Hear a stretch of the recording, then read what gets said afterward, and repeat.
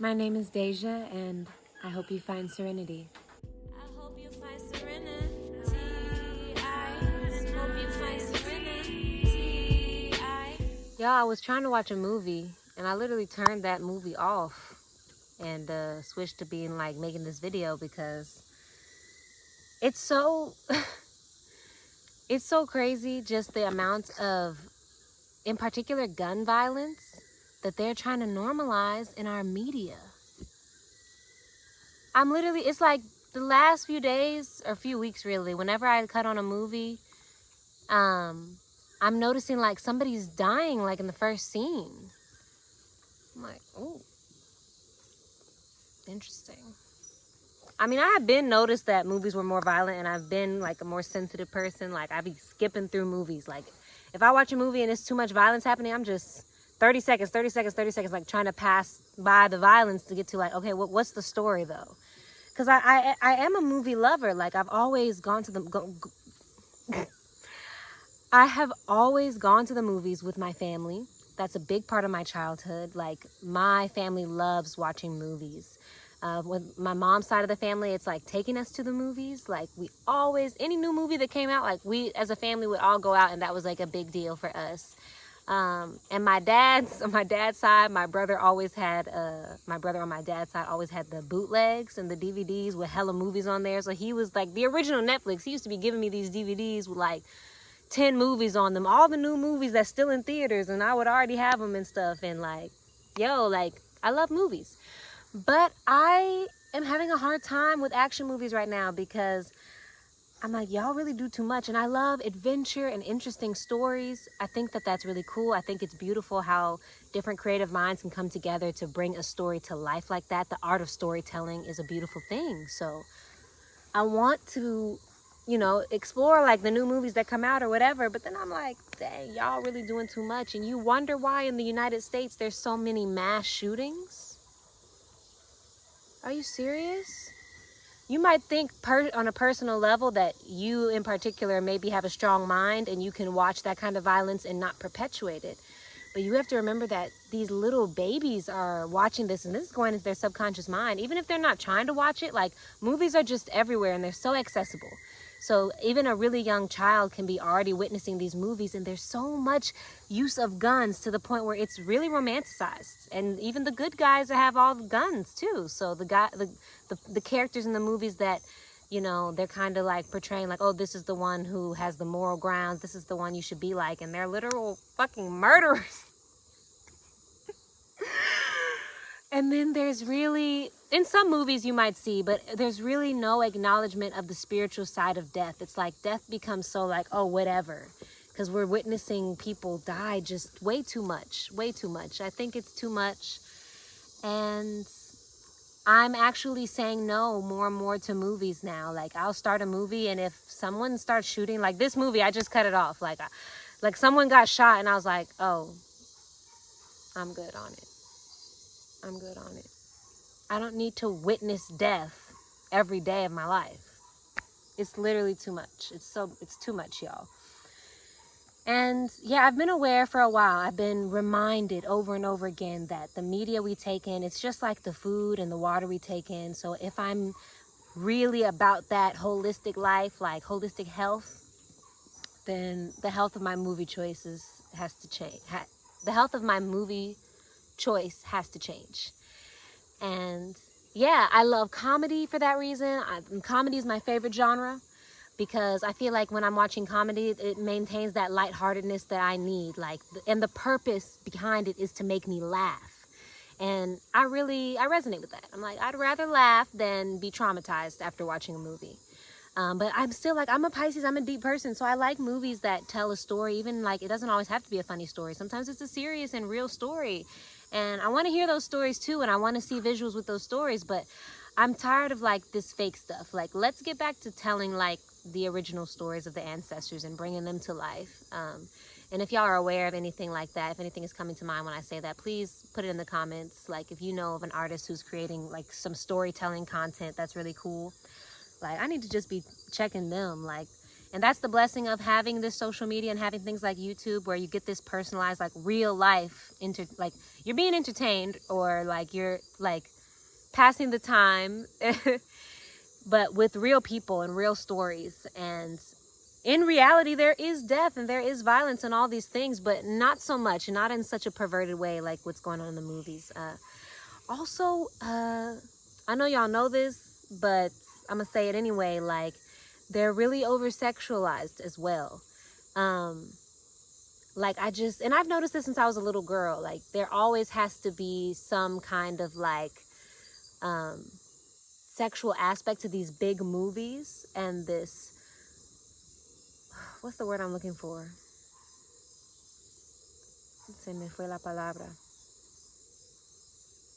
Oh, this objectification of women, and this just idea, just seeing them in the way of a sex object, and also just seeing only these light-skinned, very thin, like model types being always like that girl in the movie. Like, not to say those girls don't deserve love too, they do, but it's just, I'm kind of sick of them kind of telling those same old stories with these action movies. It's too much death, too much like sex, but not sacred sex, because there's nothing wrong with sexuality and that being expressed and told in stories, but I just want more real life stories, y'all. I'm so tired of that. And I also just know that it's affecting me on a deep subconscious level. It is, especially if I'm watching movies before I go to bed. So I'm just, I'm letting that go. I really am. It's been so in my habits since I was young. Like, at the end of the day, like, just like as a kid, I would come home and I would watch TV for a while. I'd probably do homework and then watch TV because my parents don't play. But still, like, that would be a part of one of my, it's like my rituals, basically, to take this kind of content in. And now it turns, I live off the grid. I don't have Wi-Fi, so I like to download movies and stuff to watch. So, yeah, I like to, after a long day, I walk home to the farm, and then I like to, like, put on a movie in the evening. But I'm like, that might not be the vibe anymore. You know, that really might not be the vibe. And there are times when I don't watch a movie and I feel great. Like times when I come home and I'm just journaling and playing the guitar, or I'm cooking a meal or something. And, yeah, I'm going to do that instead. And even sitting down and making this video just to share this so I can kind of talk it out with, you know, my community here in the YouTube realm.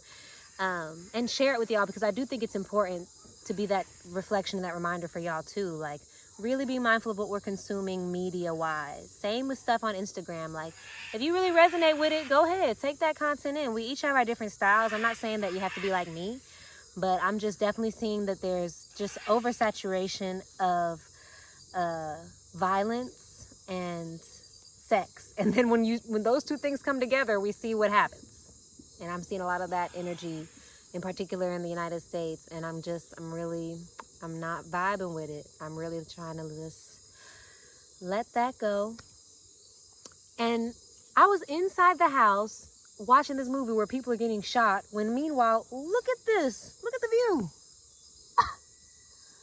Y'all, when I say the weather is perfect, it feels so good out here. Absolute perfection. It's sunset time. So we got like pink in the sky. Oh. And like, this is what I was missing out on by being in there trying to calm myself watching a movie. I'm so glad that I turned that shit off and did this instead. And instead of consuming, I'm creating, I'm sharing. And it literally just moved the whole energy.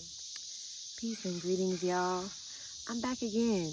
It is the following rising since I made my last video about the media we consume, and I just had more thoughts about it that I wanted to share. So, like I was saying in part one, I just have been noticing how there's so much, like, basically violence porn in all the media, like, or not in all the media, but in particular in the stuff that's getting really pushed, like stuff coming out of Hollywood and stuff. It just be a lot of violence. And I also watched this other movie recently, and I thought it was going to be cool because it seemed like it was more so for kids, like about these high school kids like throwing a party or whatever. And I was just like, yo, this whole movie, like, literally, and I noticed this in a lot of high school movies, like, they make high schoolers look mad old.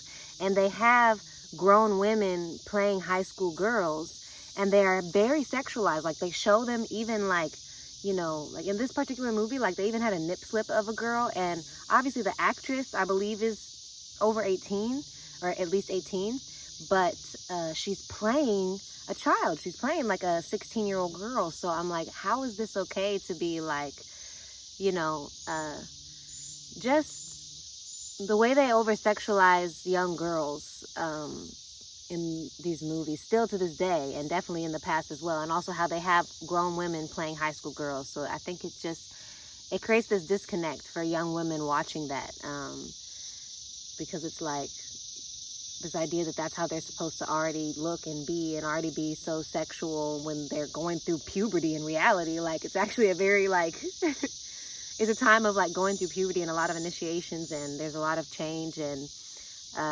it's a sacred thing. So I think it's not something to just be, like, literally, basically reinforcing this idea that that's how they need to be already when they're only in high school. And also this party that they showed, they're doing all kinds of drugs and drinking a lot of alcohol, like getting fucked up. And I'm just like, why are we romanticizing this for kids? Like, I can't relate because I have a very strict mother. Like, there was no going out to a party for me. Like, I got to go to parties and do certain things maybe by the time I was like 17 and I like had a car and I could go out and do stuff. But for the most part, like, I really don't get it. I mean, maybe I was just not invited to these crazy ragers, but I just don't see high schoolers really partying like that. Now, it does look like parties I've been to in college, but I just feel like they push that on high schoolers a lot. Like, they make it seem like high school is this place where kids are getting this fucked up. And I'm like, is that really real?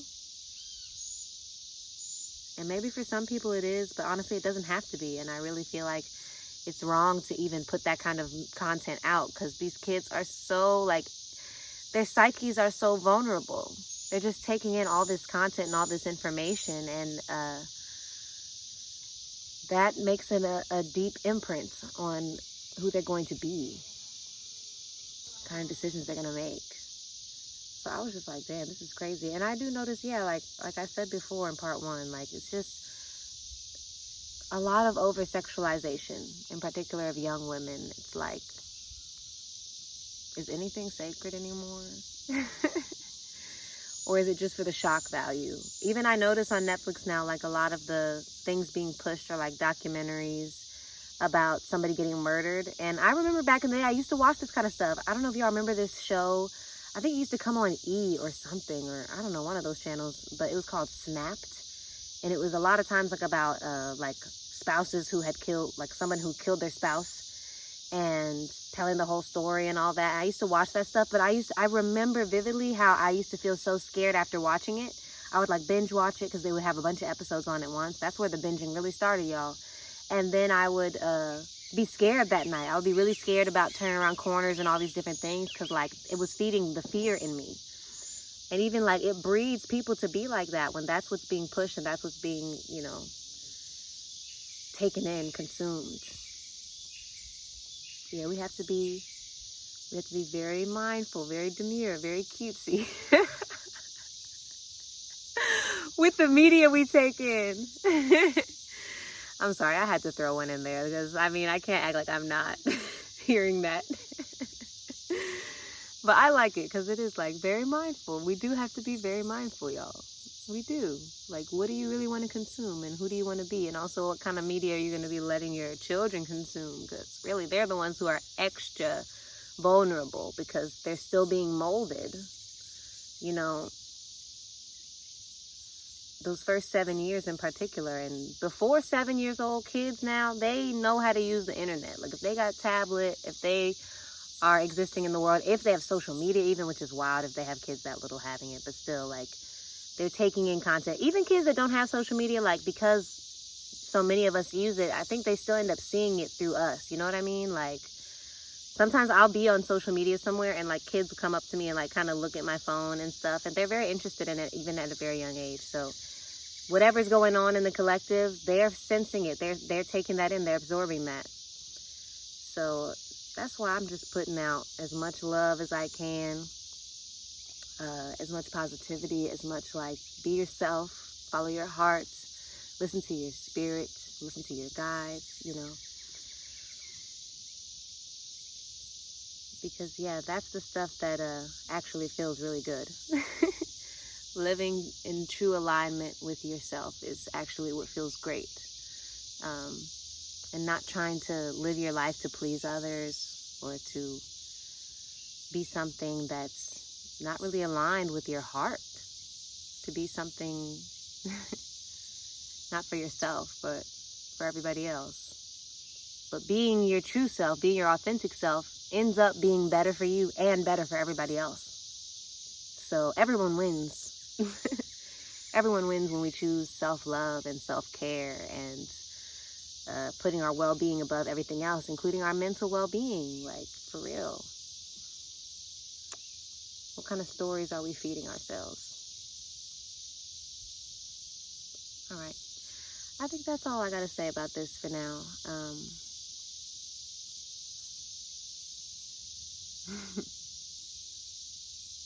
Yes, thank you for listening, and I hope you find serenity.